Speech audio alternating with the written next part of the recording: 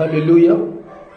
దేవునికి స్తోత్రం కలుగును గాక. ఈ యొక్క సమయంలో ప్రేమైనటువంటి దైవ జనాంగమా, మీకు చెప్పే మాట ఏంటంటే, మరి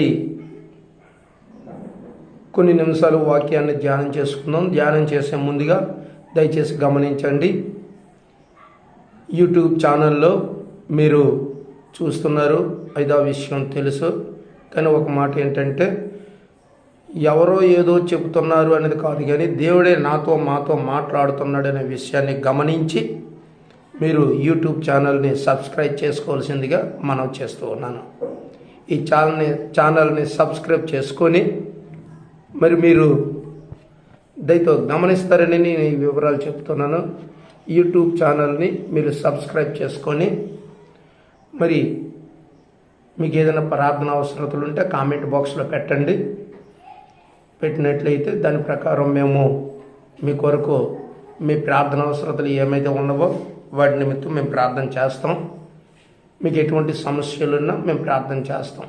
అలాగే ప్రార్థన చేసినందువలన సమస్యలన్నీ క్లియర్ అయిపోతాయి అని గ్యారంటీ ఇవ్వను. ఎందుకు అంటే, మీరు కూడా పాస్టర్ గారు ప్రార్థన చేస్తున్నారు, మేము వాటిని అంగీకరిస్తున్నామనే మనసులో మీ విశ్వాసాన్ని వెల్లడిపరిచినట్లయితే దేవుని వాక్యం ఖచ్చితంగా నెరవేరుస్తుంది.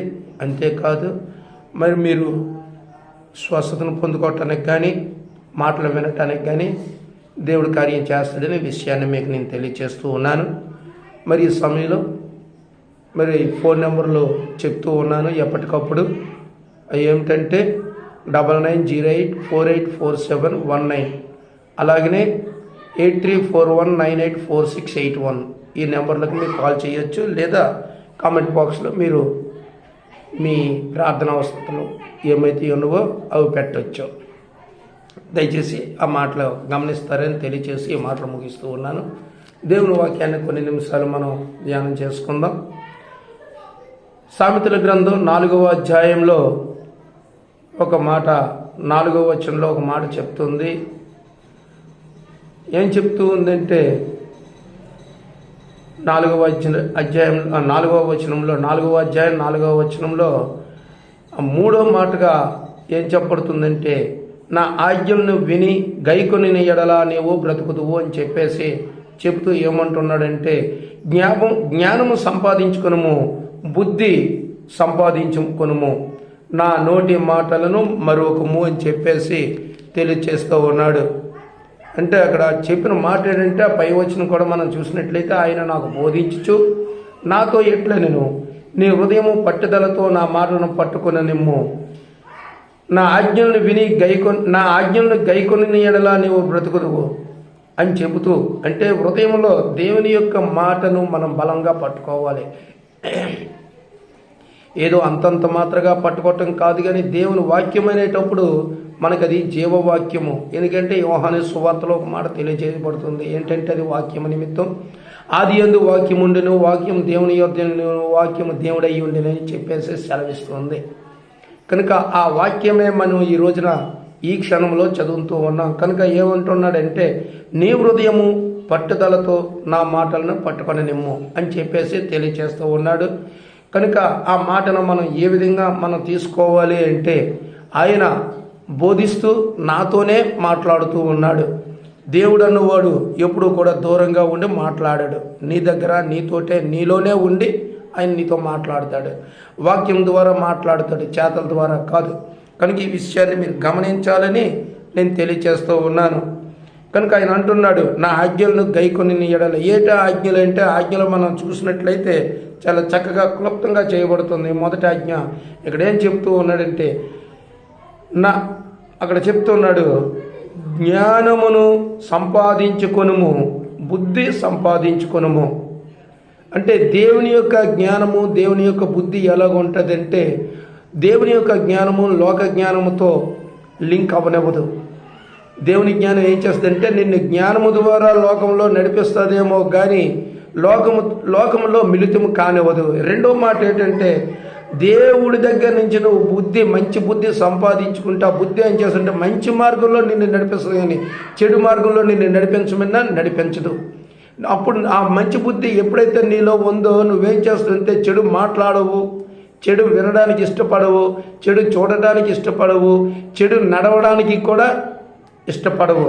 మంచి మార్గంలో నువ్వు నడుచుకుంటావు. అందుకే చెప్తున్నాడు, నేను చెప్తున్న ఏ మాటను కూడా నువ్వు విడిచిపెట్టకు, మరువకము అంటే విడిచిపెట్టకము అని చెప్తున్నాడు. ఆ వాటి నుండి నీవు తొలగిపోకూడదు. ఏ మాట దేవుని చెప్తున్న ప్రతి మాట కూడా నువ్వు పట్టుకోవాలి. ఒకటి, వాటి నుంచి దూరం అయిపోకూడదు. రెండో మాటగా ఏం చెప్తున్నాడంటే ఆ మాటల నుండి నువ్వు తప్పుకోకూడదు, బయటికి వెళ్ళిపోకూడదు. ఆ మాటల్లోనే నువ్వు జీవించాలి. కనుక అక్కడ చెప్తూ ఉన్నాడు. ఇక మూడో మాటగా అక్కడ ఏమంటున్నాడంటే జ్ఞానమును విడువక యుండిన ఎడల అది నిన్ను కాపాడును.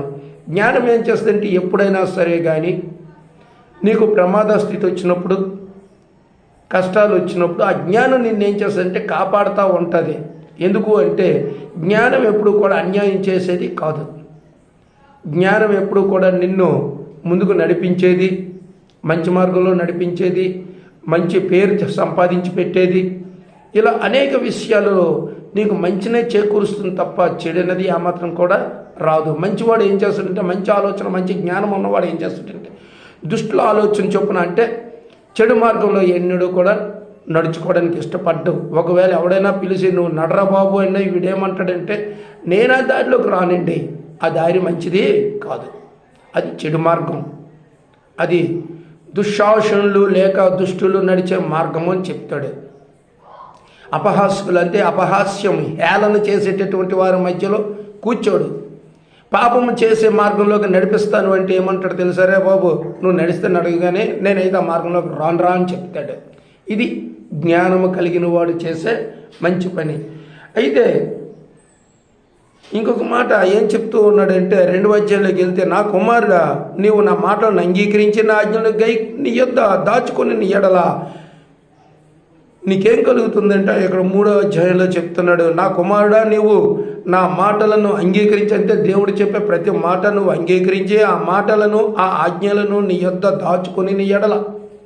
అంటే ఒక మాట, దేవుడిచ్చే ఆజ్ఞ ఎలా ఉంటుందంటే చాలా గొప్పగా ఉంటుంది. నరహత్య చేయవద్దు అంటే మాటలతో సూటిపుట్టు మాటలతో చంపేస్తూ ఉంటారు. అటువంటి నరహత్య చేయకూడదు, చెయ్యొద్దని చెప్తుంది. ఇక రెండో మాటగా ఏం చెప్తున్నాడంటే నిన్ను వలె నీ పొరుగువారిని ప్రేమించు అని చెప్తుంది. నిన్ను వల్లే నీ పొరుగువారిని ప్రేమించంటే అర్థం ఏంటి తెలుసా? నిన్ను నువ్వు ఎంతగానో ప్రేమించుకుంటూ ఉంటావు ప్రియ దేవుని సంగమా, కానీ నీ పొరుగువారిని కూడా నువ్వు అలాగనే ప్రేమించాలి. ఇక 3వ అధ్యాయంలో ఒక మాట చెప్తున్నాడు. ఏంటి అంటే 5వ వచనంలో చెప్తున్నాడు. 3వ అధ్యాయం 5వ వచనంలో, నీ స్వబుద్ధిని నువ్వు ఆధారం చేసుకోవద్దు. నీ స్వబుద్ధిని నువ్వు ఆధారం చేసుకోకూడదు. అంటే దేవుడిచ్చే బుద్ధికి తోడుగా నీ సొంత బుద్ధిని ఆధారం చేసుకున్నావు అనుకో, నువ్వు నష్టపోతావు. కనుక ఇక్కడ చెప్తున్నాడు, నీ స్వబుద్ధిని ఆధారం చేసుకోకూడదు. దేవుడు ఏ బుద్ధి అయితే ఇచ్చాడో ఆ బుద్ధిని నువ్వు ఆధారం చేసుకున్నప్పుడు నువ్వు ప్రయోజకుడు అవుతావు, ఉన్నతుడు అవుతావు, ఉన్నతమైనటువంటి మంచి జ్ఞానము కలిగిన వాడు అవుతావు. చెబుతూ ఏమంటున్నాడంటే నీ పూర్ణ హృదయముతో యెహోవా యందు నమ్మక ఉంచుము. నమ్మిక ఎలా ఉండాలి అంటే దేవుని యందు, దేవుడు ఉన్నాడు, దేవుడు వస్తాడు, దేవుడు చూస్తాడు, దేవుడు చేస్తాడు, దేవుడు మాట్లాడతాడు అనే ఇంగిత జ్ఞానం ఉండాలి మనిషిలో. ఆ జ్ఞానం ఎప్పుడు వస్తుందంటే దేవుని యందు నీవు నమ్మిక ఉంచినప్పుడే వస్తుంది ఆ నమ్మిక, ఆ జ్ఞానం. అంతవరకు ఆ జ్ఞానము రాదు. అయితే చూడండి ఇంకొక మాట, నీ ప్రవర్తన అంతటి యందు కూడా ఆయన అధికారానికి లోబడాలి, ఒప్పుకోవాలి. ఎలాగా? నువ్వు ఏ ప్రవర్తించినా సరే దేవుడు చూస్తున్నాడు. దేవుడు చూస్తే కోప్పడతాడు, దేవుడు చూస్తే నన్ను శిక్షిస్తాడు, దేవుడు చూస్తే నాకు ఇబ్బందిగా ఉంటుంది, దేవుడు బాధపడతాడు అనే ఆలోచన ఉండాలి నీ ప్రవర్తనలో. నీ ప్రవర్తన అంతా ఏం చేయాలంటే దేవుని అధికారానికి అప్పగించుకోవాలి, దేవుని అధికారానికి అప్పగించుకోవాలి. అంతేకాదు ఇంకొక మాట చెప్పి నేను ముగిస్తాను. ఇంకొక మాట ఏం చెప్తున్నాడంటే నువ్వు ఎప్పుడైతే ఆయన అధికారానికి లోబడ్డావో ఆయన నీ త్రోవలను సరళం చేస్తానని చెప్తున్నాడు. అంతేకాదు నేను జ్ఞానిని కదా అని నీవు అనుకోవద్దు. దేవుని యొక్క జ్ఞానము సాధారణంగా ఎటువంటి వారిలో ఉండే ఏమంటారంటే నేనే జ్ఞానిని కదా అనుకుంటారు. ఎప్పుడు జ్ఞానవంతుడు కాదు నువ్వు. దేవుని జ్ఞానములో నీవు ఉన్నంత మాత్రాన నేనే జ్ఞానిని కదని నీవెప్పుడు అనుకోవద్దు. కనుక ఆ మాట చెప్తూ ఉన్నాడు. అయితే నువ్వు ఎప్పుడైతే నీ చెడుతనం అంతా కూడా విడిచిపెట్టి దేవుని యందు భయభక్తులు కలిగి జీవిస్తావో అప్పుడు నీ దేహమునకు ఆరోగ్యమును, నీ ఎముకలకు సత్తువీను కలుగు చేస్తాడు. కనుక ఆయన చెప్తున్నాడు 7వ అధ్యాయంలో 1వ వచనంలో ఒక మాట చెప్పి నేను ముగించేస్తున్నా. ఆ మాట ఏమంటున్నా, నా కుమారుడా నా మాటలను మనసున ఉంచుకునుము, నా ఆజ్ఞలను నీ యొద్ద దాచిపెట్టుకునుము. ఎట్టి పరిస్థితులు కూడా దేవుడు చెప్పే ప్రతి మాట కూడా మనం ఏం చేయాలంటే మనసులో ఉంచుకోవాలి, దాన్ని పదిలముగా దాచుకోవాలి. ఇప్పుడు తండ్రి 10 రూపాయలు ఇచ్చాడు అనుకోండి, మీరు ఏం చేస్తారు? చిన్నతనంలో 10 రూపాయలు ఆ రూపాయి ఖర్చు పెట్టి 9 రూపాయలు దాస్తారు. 1000 ఇస్తే 100 ఖర్చు పెట్టి 900 దాస్తారు. తిరిగి తండ్రి అడిగేటప్పుడు ఏవరా ఏడు చేస్తారా ఈ డబ్బు అంతా అని అడిగితే తండ్రికి ఏం చెప్తారంటే, నాన్న నువ్వు ఇచ్చిన ప్రతిరోజు నాకు 1000 ఇస్తున్నా, 1000లో నేను 100 ఖర్చు పెట్టుకుంటున్నా, 900 దాచుకుంటున్నా, ఇదిగో 27,000 రూపాయలు లేదా 2,700 రూపాయలు లేదా 270 రూపాయలని లెక్క చెప్తారు. ఎందుకో తెలుసా? అది జ్ఞానము గలవాడు చేసే గొప్పతనం. ఆ మాటలన్నీ కూడా దేవుడు చెప్పే ప్రతి ఆజ్ఞ కూడా నీ హృదయంలో, నీ మనసులో ఉంటే ఖచ్చితంగా అది జరుగుతుంది. కనుక ఈ విషయాన్ని నువ్వు గమనించాలని తెలియచేస్తూ, మరి అట్టి జ్ఞానాన్ని దేవుడు నీకు అందరికీ అనుగ్రహించాలని తెలియచేస్తూ నేను ఈ మాటలు ముగిస్తూ ఉన్నా. God bless you. దేవుడు మిమ్మలను దీవించి ఆశీర్వదించును గాక. Praise the lord.